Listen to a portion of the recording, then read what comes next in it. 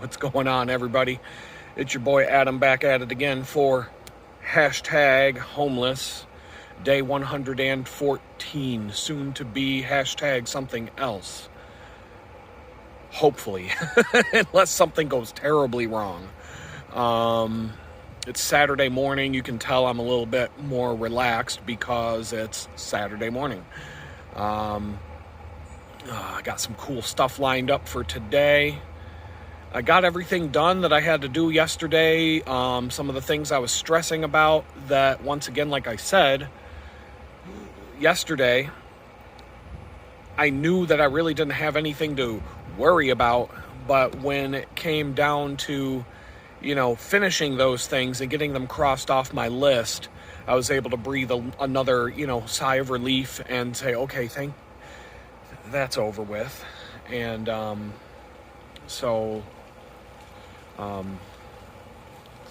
what's going on? Huh? Oh. All right, what's up? I had to pause the video there for a minute. One of the local homeless guys came up. We were talking for a minute. I guess somebody stole a bunch of his stuff last night, and he's kind of walking around just looking for it. I guess they stole a bicycle and some clothes and a backpack, and I don't know, man. So I was like, he doesn't even have a phone or a way to contact him. So if I told him, I'm like, well, if I see that bike laying around, if I see it, I'll bring it to the park and prop it up against this tree here, kind of in a spot where no one will really see it. But, so you might want to, if you're coming by and you see your bike there, but because I don't know, with the synchronicity and all that stuff that's been going on lately, who knows? Maybe that bike will just magically appear as I'm walking around town today. But yeah, okay, what I was talking about. Yesterday I had to, I haven't had anything get stolen from me. Yesterday I had a interesting little piece of synchronicity in regards to stuff. But the first thing, yesterday I did all of my tasks that I had to get, phone calls, going to social services, all that kind of stuff, and it all worked out. And there was a brief moment at the social services spot where I have to report every Friday to this weekly thing. They call it the job search. And you walk into this room, you wait in line, and then you go in this room, and they've got these plexiglass dividers set up, and you feed this little paper under the thing, and somebody on the other side of the plexiglass, because I guess your 15 booster shots wasn't enough to keep you safe from the disease, and you still gotta, they're not wearing masks. At least I can see these people's faces, so I'll give them credit. They've taken a step towards normalcy. But so anyway, you hand your stuff through this thing, and it's not like a bulletproof glass thing. It's literally just a piece of plexiglass on a table, as like a divider. But anyway, I feed my thing through the thing, and out of every week you go to this thing, they probably have to take turns. The social workers probably don't like doing this thing. And so they're probably in some sort of rotation. They send 2 down every week. And so your name probably comes up in the rotation once every 4 or 5 weeks. Because every time you go in there, it's 2 different people that you hand your paper to. So I never talk to the same person from one week to the next. And yesterday, I hand my paper to the woman, and the woman on the other side, when I walked into the room, I'm like, oh no. Because out of all the different people that I've talked to there's one woman there. I'm not going to say she's mean, kind of mean. She's not rude. She's not like downright mean, but if anybody else was behind that glass, I would slide my paper through, say, yeah, this is what's going on. Okay, sounds good. Rubber stamp, you're out the door. This one, she will look through your stuff, and she'll ask you a bunch of questions, and she'll kind of get a little bit of an attitude with you, and she's looking for a reason to deny you. And she kind of, I'm going to call it, she was on the knife's edge of copping an attitude. She was friendly, but at the same time, you know what I mean? Like I handed her my paper. I told her I really didn't look for a job this week. I wrote down the hours I actually worked. And I wrote down some of the meetings and the follow-up calls that I had made to different prospects, but I didn't, I didn't look for a job. And I said, do I really need to deal with this anymore? Because I'm leaving for Texas on, early next week. And she kind of like made she had to make a phone call to one of the other social workers to find out like what to do with my case. But when it was all said and done, she was like, okay, you're fine. You can go. Good luck. And so it was all smooth and everything. But she mentioned something to me that because I had been on the dole for so long, they were going to make me do some sort of program. She said, did you get this thing in the mail for this program yet? I don't know what. I'm going to have to ask some people what this would have been. But it sounds like it would have been having to like drag my ass to some building somewhere in town to go take classes on how to find a job or something like that. And basically I would have been wasting every day of my life going to some stupid class about how to find a job. And then I would have had even less time to go find a job. The reason why I can't find a job has nothing to do that I don't know how to find one. It has to do with the fact that nobody will hire me because I have a criminal record. Nobody will give me the time of day. I will go to a job interview and they will say, we really feel like people deserve a second chance. And what that means when someone tells you that in a job interview is, you got no fucking chance. Get the fuck out of here. I'm just being polite because I don't know what else to say. And I'm uncomfortable now, so I'm just going to say, well, we feel like everybody deserves a second chance. All right, get the fuck out of here. So that's my problem with finding a job right now. It's not that I don't know how.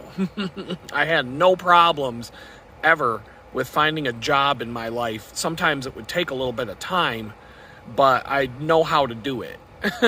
And going to how to find a job class is going to be like how to type a resume. I've got a resume. And it's a good one. Like, what do you want me to do? You want me to... we're done. I'm not even going to go down this path because I got other things to talk about. But everything went smooth. And I got out of having to do whatever it was they had in store for me next. When I walked out of that door yesterday, I had to turn in another piece of paper that basically says, I'm leaving for Texas effective this date. Do whatever you do. I'm like, I don't know what happens. Hopefully, I never have to go back to one of these places because I've got a project to work on. It's paying me.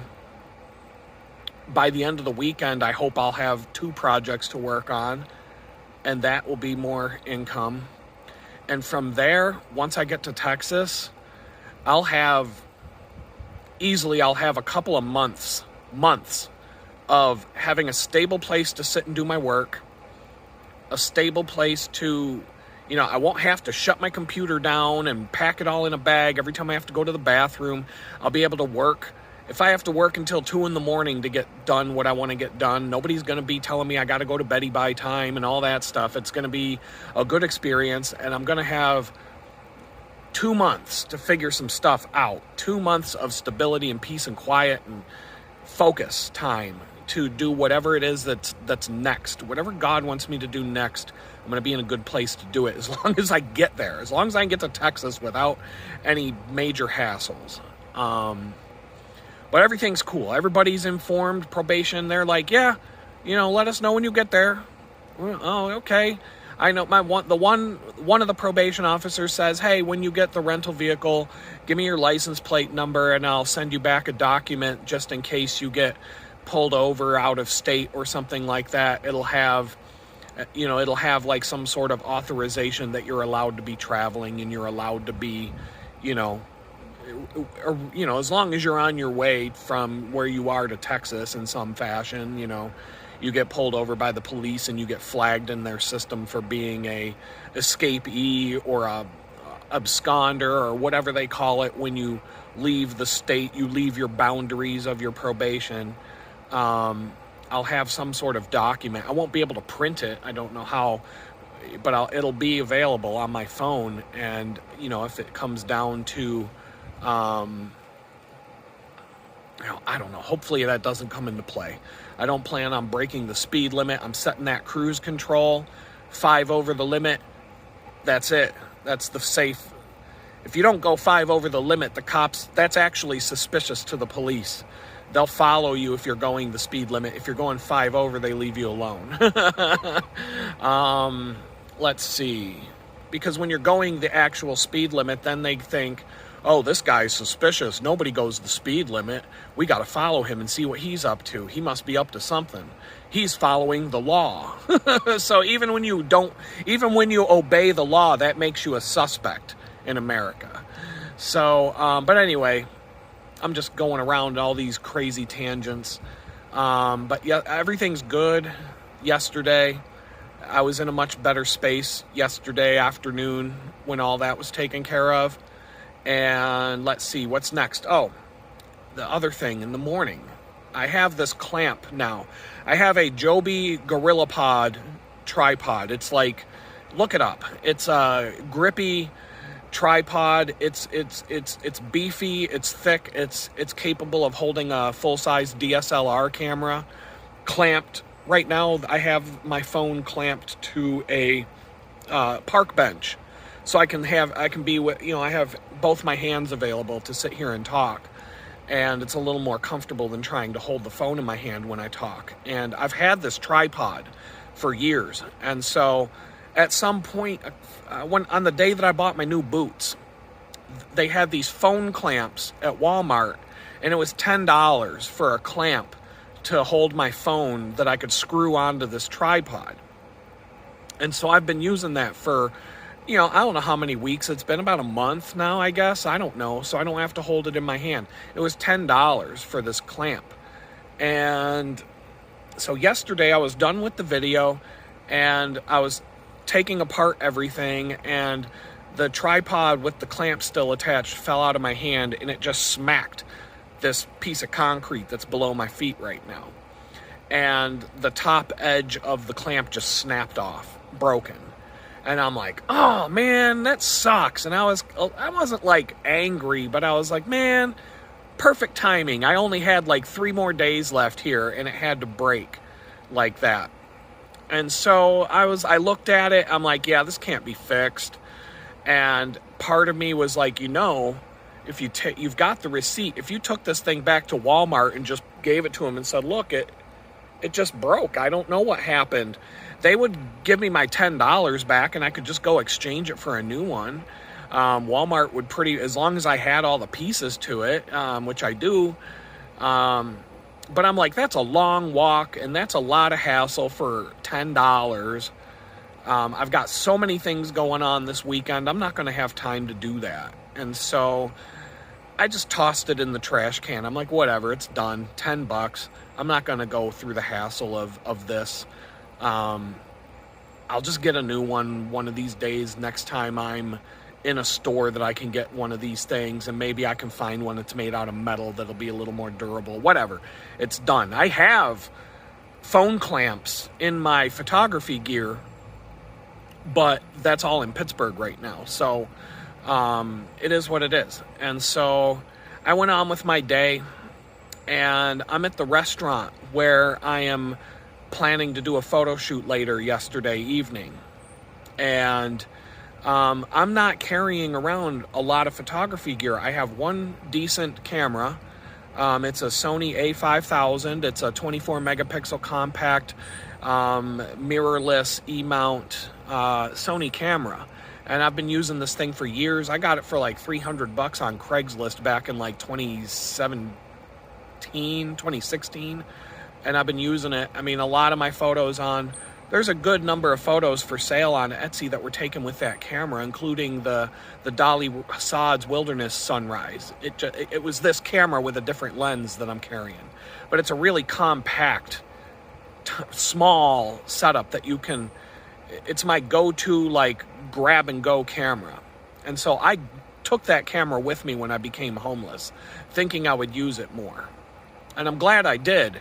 because, so yesterday I'm at the restaurant and I don't have a full-size tripod with me, obviously. Like, who's going to carry that when they're homeless? That was, and the tripods that I have, my professional tripods, even the junky ones, are heavy. I'm not going to bring one of those with me. I brought the Gorilla Pod. That was enough. And I use it here and there, and I'm glad I brought it. It's come in handy. But that was the extent of a tripod. And so that's all I had. And so I would have made it work yesterday for this photo shoot, but the owner of the restaurant, he had some cheap tripods, like Walmart kind of, tripods, regular camera tripods, pan and tilt tripods. And he brought one down, and attached to the tripod was the exact same phone clamp that I just dropped and broke yesterday morning. And because I'd already kind of said, I'm like, yeah, I broke my phone mount this morning, blah, blah, blah. It was just like we were having conversations. And he hands me this tripod, and it has the exact same identical phone clamp to the one that I dropped yesterday morning. And he looks at me and he goes, "You can have that if you want." He's like, "Here you go. No harm, no foul. You got your phone clamp back." And so he just hands me this thing. Granted, it's a $10 phone clamp. But I'm right back where I was. Synchronicity. I didn't miss a beat. I broke the phone clamp yesterday by dropping it on the ground, and 3 hours later, I have the thing back in my bag as if nothing happened. And all because this guy was like, "Yeah, you grab this one if you need it." He's like, "I'll go get me another one. It's $10, whatever." He, because it was already attached to the tripod when he handed me the tripod, because he was using it for his own stuff. And, he goes, here's the tripod, and the phone clamp was attached to it. So I'm talking to you using the phone clamp that I was handed yesterday. And I thought that was kind of a funny, ironic coincidence that I just broke it 3 hours ago, and it's already back in my bag, and it's like nothing happened. And so that was cool, and I'm grateful for that, for sure. It definitely helps do these last couple of videos, and this clamp might come in handy. I might have to use this Gorilla Grip with the phone clamp in the rental vehicle. I don't know what, I'm going to need to have a map, some sort of, GPS for parts of this drive, and that's going to help. And so that was the second cool thing that happened yesterday. And I'm just going to look at, because I had some other stuff. And so another crazy thing, it's definitely time to leave Jamestown, because I've told you twice now in 2 different videos that as I'm walking around the street and whatnot, random people are coming up to me and saying, "Hey, you're that guy on YouTube that's doing all those videos." So twice, 2 more times yesterday that happened. Let's see. The first time was in the morning as I got out of the social services appointments, and I was down at the shelter talking to some people down there, and one of the directors of the shelter goes, "Hey, I just wanted to let you know I've been watching your videos. I just found them the other day." And I'm like, "Oh, come on." And this woman, she is cool as hell. I like her a lot. I get along with all these people pretty well. And so, yeah, she's one of the ones that tells me from time to time, I don't agree with your politics, but I don't believe that what happened to you is anything but wrong. And so she's like, "I can't believe that you've done a video every day since you got here." None of us knew about it, of course. And because I talked about it yesterday, I just don't go wearing a billboard around my, I don't put it on my shirt that I'm on YouTube. I'm there. Anybody in the world can come watch, and I know that, and I don't care. That's fine. I don't care who comes and sees it. But I'm not running around going, look at me, I'm on YouTube, and trying to make a big spectacle about it. And so she tells me, "Yeah, she was telling me about the bar fight at McDonald's. She saw that video, and I guess So she said something about a lady that walks around with a red wagon, and she's like some sort of personality here in Jamestown trying to do good things. I don't even know. She says, you know who the red wagon lady is? And I'm like, no, I don't know the red wagon lady. She said, yeah, whoever it was, she said the name. I can't remember the name. She said, she's the one who shared the video with me. And so supposedly some people found the videos, and I guess they're getting spread all over Jamestown now. Look at this guy. Look at this guy walking around making fun of our town. And so I'm like, well, if you'd fix up your town, we wouldn't be here. We wouldn't be here right now. So, but yeah, I guess the bar fight at McDonald's, some of the other videos have gotten I don't know if that's called viral going around Jamestown or not, but I guess some people in Jamestown have seen the McDonald's bar fight video. And I guess that's the one that's going around and that people are sharing. And then all of a sudden she was like, wait a minute, I know that guy. Oh my God, he's got 113 videos. Wow. And so that happened yesterday morning. And then yesterday afternoon, as I was leaving the library to come back and take a shower and get all presentable so that I couldn't go to this restaurant the way I looked yesterday. I was grubby. I hadn't taken a shower. I didn't take a shower yesterday morning. You saw how unshaven I was, and I wasn't like disgusting, but I was wearing my jeans, the ones that I wear all the time. And I'm like, I look at the owner of the restaurant, I'm like, I'm not coming to do this photo shoot when you've got a packed restaurant and I'm looking like this. No, I'm leaving. I'm gonna go get presentable. I'll be back. I'll be back. Give me a couple hours here, and I'll go do my thing, and then we'll get back together and do this photo shoot. And so on my way from the library back to the shelter, somebody else, I see him get up off a bench. He comes walking toward me, and I'm like, what's going on? Hey, man, I like your videos. Your videos are pretty cool, man. Oh, my goodness, dude. What have I done? So I know. Well, there's no doubt in my mind that certain people who I've already suspected have seen these videos. There's no doubt in my mind at all that these videos are being talked about and shared and spread around town, and that's a good thing. I'm fine with that. And I'm getting out. I'm like, peace out. I'm leaving next week.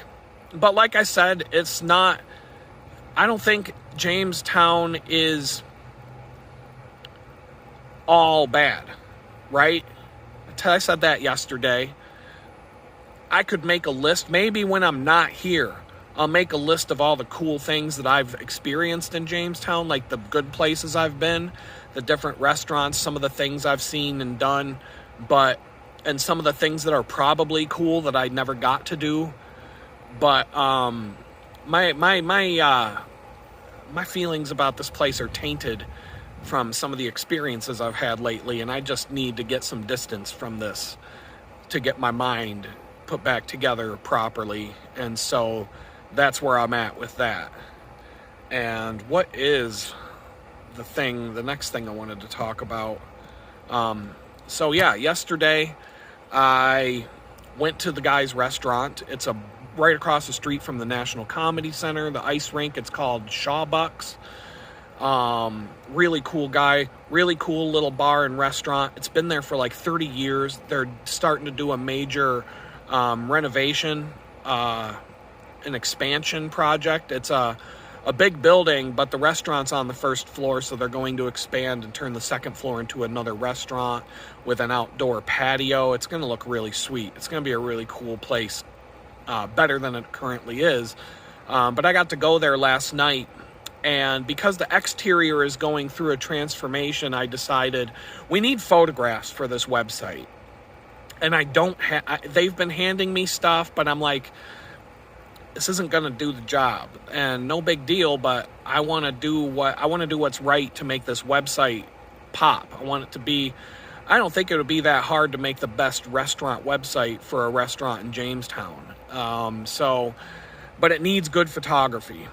And so I didn't really know where I was going with this. I didn't know how this was going to take shape. I just knew I had to come with a camera and figure something out. And so I don't like using a flash indoors. I just don't. I'm not a flash photographer. I like using the lighting. I like showing things as they are, using the existing lighting and whatever, working with whatever the situation gives me to work with. And it's starting to rain now, so I don't know. It's like sprinkling. I'm under a tree. I don't know what I might have to. But anyway, his tagline for the restaurant is relax and unwind with friends. And so I took this tripod and I started doing these long exposure shots. I would find a nice composition. The restaurant was completely packed, full of people. And so I set up, it was like a wallflower off to the side, back in the corner. I'm not like getting in people's face and shoving a camera in front of them and stuff like that. I'm just off in the background. A few people were wondering what's going on, but I told the owner, I'm like, you need to go, if people start getting mad that I'm pointing a camera at them, you got to go diffuse the situation because this is your spot. That's your job. And so, but no, it was nobody got mad. Everybody thought it was a cool idea. But I was doing long exposure shots. And so with the shutter open for 5 seconds, 10 seconds, 2 seconds, and I'm just doing like a variety. I would set up a composition and then I would just use the self timer and do 1, 2, 3, 4, up to 10, maybe 15 long exposure shots. And then maybe I would do some fast shutter speed shots just because there were TV screens in the background and windows and things like that. And on these long exposure shots, you're going to lose all the highlight detail.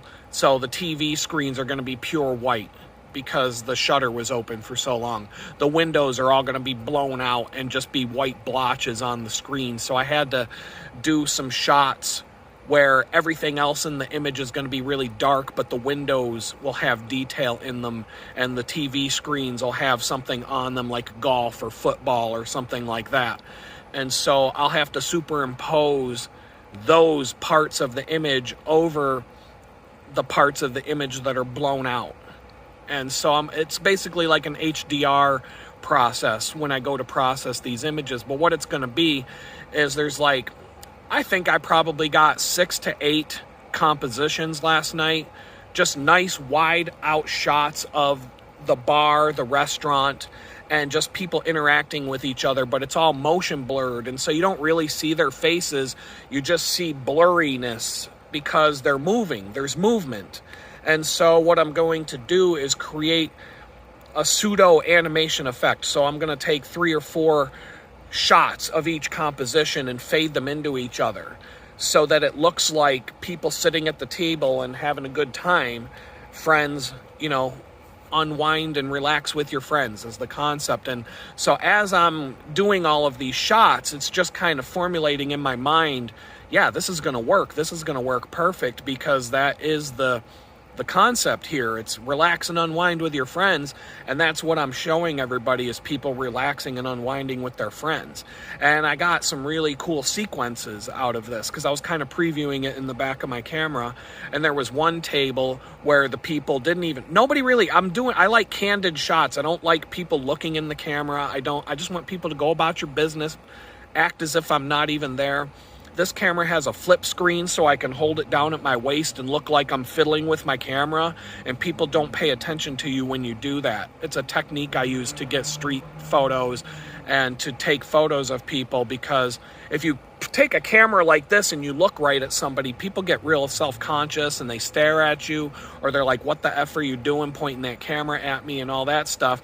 But if you hold it down at your waist and you look down at the screen with the screen flipped up, then it looks like you're just fiddling with your camera. And so people just don't even pay attention to you, and you can sit there and just fire away, click, click, click, click, click, and just get a bunch of candid shots of people just acting like normal people, and they don't even know that you're taking pictures of them. And so that was what I was doing pretty much the whole night. I did a bunch of those long exposure shots, and then I pulled the camera off the tripod, set the shutter speed, or set the ISO to a really high speed, super grainy ISO. because I needed to get a 1/250th of a second or faster shutter speed so that the motion wouldn't be blurry. And then I just tried to get a bunch of action shots of the bartenders, the waitresses, the crowds, just whatever. I just kind of walked around and casually just snapped a bunch of shots and tried to get some extra stuff. I did this for like 2 hours, and I probably got a bunch of good photos. And I'm going to go there and do it again tonight. Why not? I don't really have anything else that I have to do tonight, so I can there's some things that I would like to plan out a little bit more. And in terms of the food photography, their head guy in the kitchen, he's pretty creative, and he does some pretty good food photography with his iPhone, and he's got a little station set up that he can just take dishes right off the line, snap a good and they're really nice pictures. They've got a lot of them on Facebook. And so I'm going to have him do all of the food photography for the menu. And so this thing's in the works. It's going to be a really sweet website. It's probably going to be the best website out of any restaurant in town by the time it's done. It might not be 100% finished when it launches in terms of what I want it to be, but for me, I want it to be a nice piece for a portfolio, like a showpiece website to say, here's what you're getting if you hire me. So everybody's going to win when this is done. And it's going to be a good way for them to showcase, when people start wondering what's all this excavation work and what's going on over at that place over the next few months when they break ground to do this renovation, there's going to be all kinds of images on the website about, about what's going on there. So architectural renderings and stuff to show what the place is going to look like. And it's going to fit right in because that part of Jamestown, that corner of downtown, is full of like brand new buildings, and it's a hot spot because of the comedy center and the ice arena right there. So a lot of people come to that part of town for events and for things at both of those locations. And so his building is going to look like it fits right in with that stuff when he's done with this whole project. And so I'll be talking about that more as this thing rolls out further. But that was my night last night, just getting these photographs. And before I clicked the shutter on the camera, I'm just like, man, this website really needs some good photos. And I just didn't know, because I had it in my head what photos that I wanted, but for reasons, I wanted some exterior shots that I can't get because it's just logistically not possible right now to get what I'm looking for. And so I kind of had to just say, okay, here's what I want to do, but I can't. So I'm just going to start clicking the shutter and just trying to take the best photos I can. And as I'm sitting there doing it, this whole idea just kind of formulated. And I'm like, yeah, I know exactly what I'm going to do with these. And I know exactly how this is going to be really sweet when it's done. It's going to be badass. Hard Rock brand, it's going to be tight. It's going to be on point. He's going to look like a rock star, just like I've been saying all along. You come to Hard Rock brand to get your website, you're going to look like a rock star by the end of the day. So I got that in the works. I've got, like I said, another website that I might be able to start as soon as I get my feet on the ground in Texas. Really cool company, a really great guy. Can't wait to get started on that. So yeah, hopefully social services is in the past. Oh, please let that be in the past. No more comments about how, I'm freeloading off of your dime and all that. Now I'm going to be paying for other people to live off the government dole. I'll go back to that life. Hopefully, that's the plan. And like I said, if I have to find some sort of job, Houston's a much bigger city. I'm going to have more. I'll have a bicycle or two. I'll have my best friend lives there. I can get a ride here and there if I need to. I don't know. It's going to be a better situation no matter what. I just got to get there. And that's coming right up. I'm just looking at the time, and I'm looking at what I wanted to talk about, and that pretty much covers it.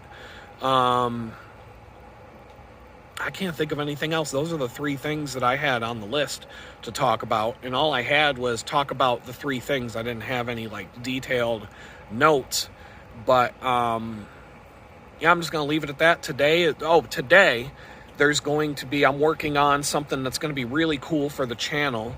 I don't want to say exactly what it is yet, but it's going to be an interview that I'm doing today, hopefully, if everything goes smooth. And it's going to be really cool. It's definitely going to be worth a watch. And I will be posting it to the channel if and when I get the video files and all of that stuff.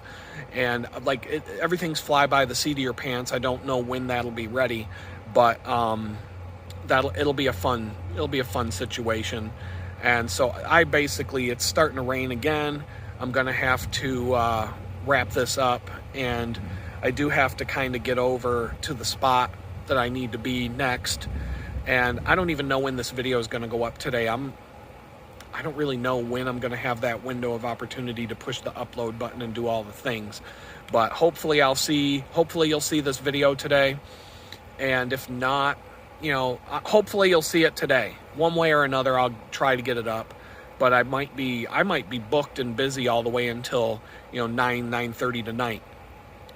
But even then, it might, so it might be midnight when this thing comes out. I don't know.